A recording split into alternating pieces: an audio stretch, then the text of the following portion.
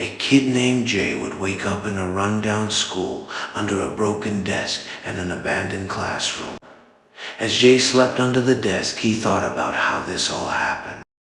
One day these continents, North America, Asia, and Europe, all went to war, dragging in the other continents in their fight. As they all launched their nukes, it all hit each other, making a massive explosion, wiping out half of the Earth's population and creating a nuclear winter.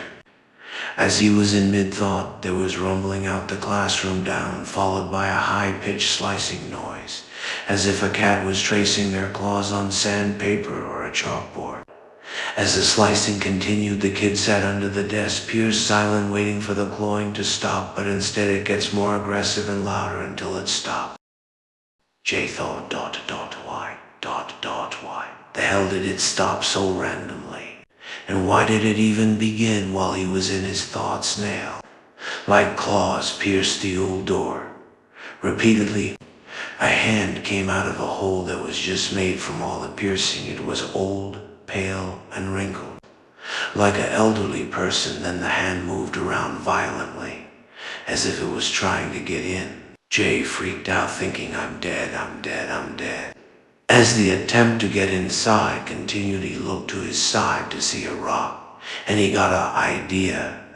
He ran out of the view from the hole, placed a rock on top of the door, and quickly ran to a closet at the back of the classroom as the creature busted into the classroom.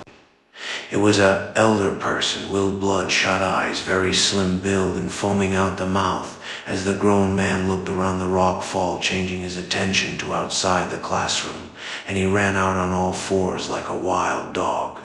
As the crazed man left, Jay knew he had limited time on his hands before the creature comes back. He would take the same rock that fell and throw it at the broken window and hide back into the closet. As Jay expected, the creature came back running and jumped out the window, chasing the noise and dying from Jay's trick.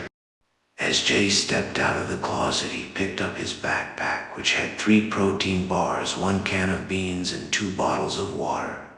As he walked out of his classroom, he scanned the hallway and saw nothing. He would walk down the hallway, looking at every classroom, picking up 5 pencils and 3 erasers and a couple of sheets of paper.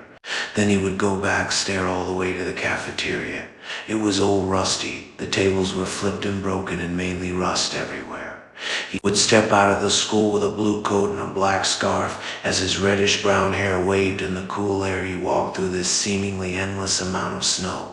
He would stop at a small, somewhat destroyed 7-Eleven and look around for drinks or food, but as expected, found nothing. Then he walked out and stopped in his tracks, because just ahead of him was a robot that had 3 dots on their head, blue glowing eyes and sharp claws with very canine-looking teeth, as if it was a carnivore in the wild. But what shocked Jay the most was in its mouth, dipping blood. A human head could be seen, the robot's teeth holding it tight with its teeth.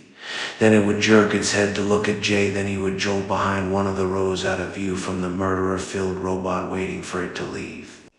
But it didn't. It just stood there looking in Jay's direction, as if it could see through where he was hiding. Then after a long silence and wait, it would create these swords from its right hand and a plasma gun from its left, and use this jetpack-looking thing to fly away, leaving the alone head behind. Jay would look at the head and gag, but returned to his controlled state and ran. Thanks for listening to the Apocalypse Like for Chapter 2.